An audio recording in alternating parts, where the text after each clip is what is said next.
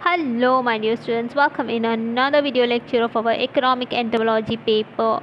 In this video lecture, we are going to discuss about the household pest cricket. As we were started with the household pest and we were discussing about the household pest. तो हमने cockroach के बारे में discussion कर लिया है. Now we will discuss about the cricket.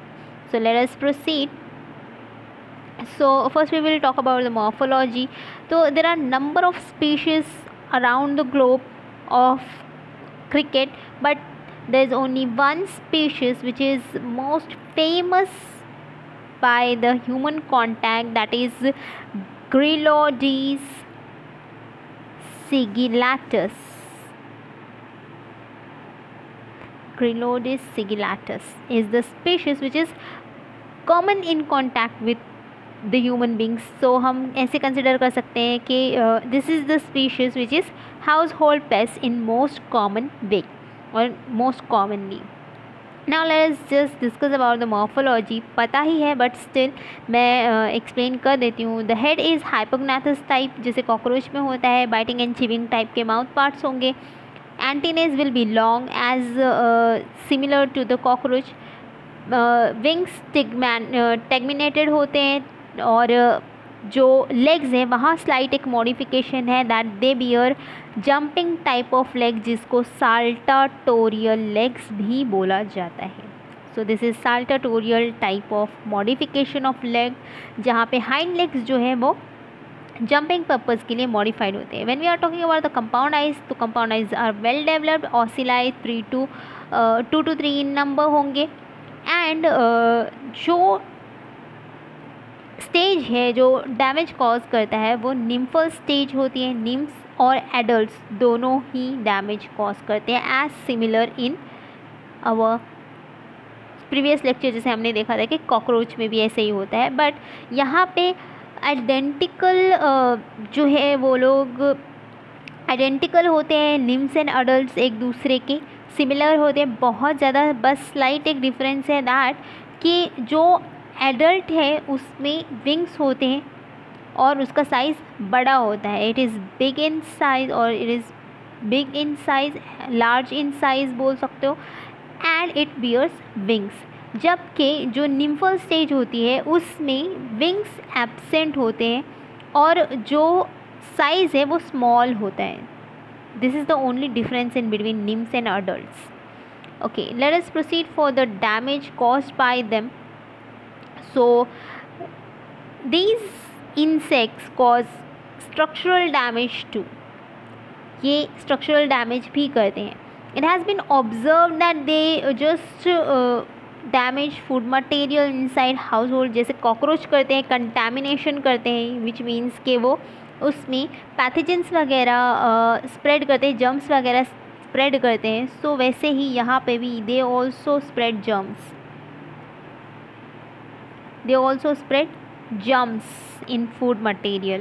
और ये पॉसिबली जहाँ से एंट्री मिल सकती है इनको, वहाँ से ये एंटर हो जाते हैं घर में. बिन बुलाए मेहमान बन के आ जाते हैं विदाउट एनी इन्विटेशन. यहाँ पे अभी इनका एंट्री कहाँ से हो सकती है? डोर्स से. विंडोज़ के जो पास में कुछ क्रैक्स वगैरह हो जाती है वहाँ से आ जाते हैं. And they just prefer living in ground levels. जहाँ पे ग्राउंड लेवल में कहीं से आने का चांस मिल जाए तो वहाँ से आ जाएंगे. And they prefer to live in cracks. जो क्रैक्स होते हैं या जो भी छोटी सी प्लेस होगी, डैम्प प्लेस होगी, वहाँ पे रह लेंगे ये. जैसे कि क्रैक्स जो फ्लोर में हो या फिर वॉल पे अगर क्रैक्स हो, वॉल क्रैक्स में, सीलिंग में क्रैक्स हो, या फिर बुक्स वगैरह में अगर थोड़ी सी प्लेस रह जाए, डैम प्लेस रह जाए, वहाँ पे रह लेते हैं. So they can just live over there. Cockroach की तरह ये भी है nocturnal. They are also nocturnal in nature. मतलब ये नाइट टाइम में एक्टिव रहते हैं. And at that night time they just have, अभी मैंने बोला कि उनके पास में क्या है, एक टिम्पैनल ऑर्गन है, मतलब वो शार्प नॉइस निकालते हैं.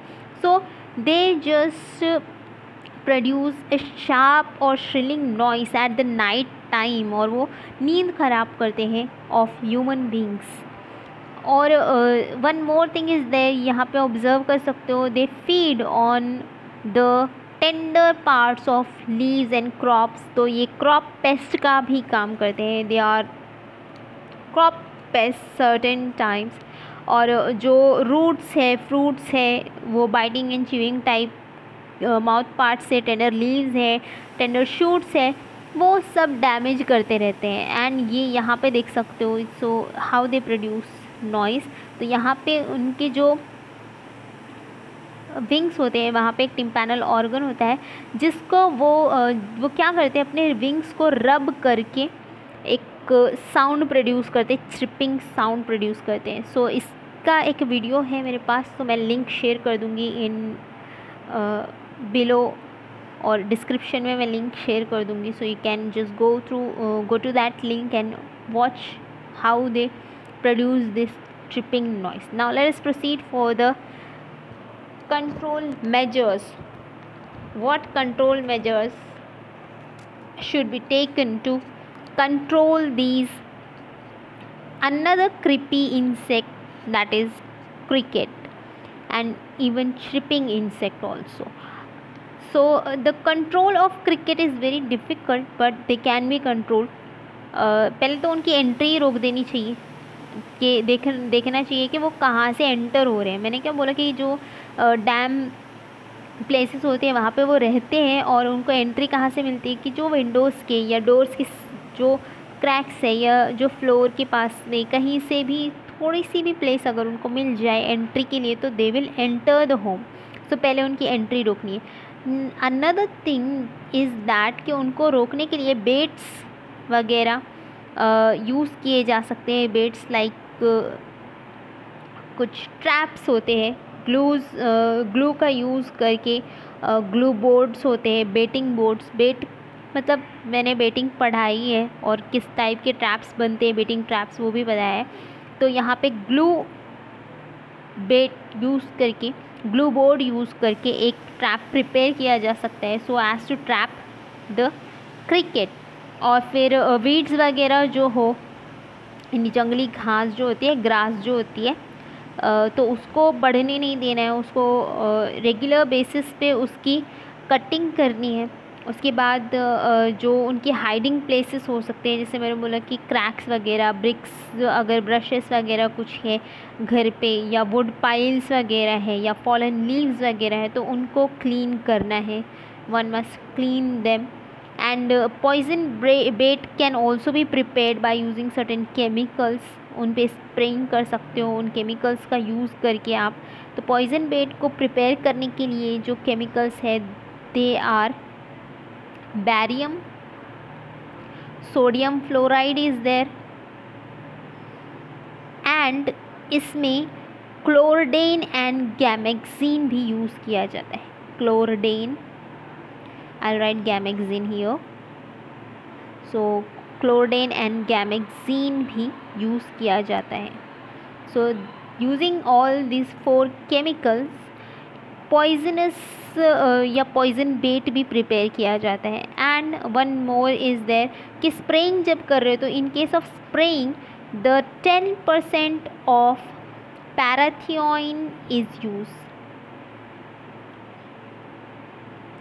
10% ऑफ पैराथियोन इज़ यूज, और उसके साथ 5% ऑफ कार्बरेल इज़ यूज्ड।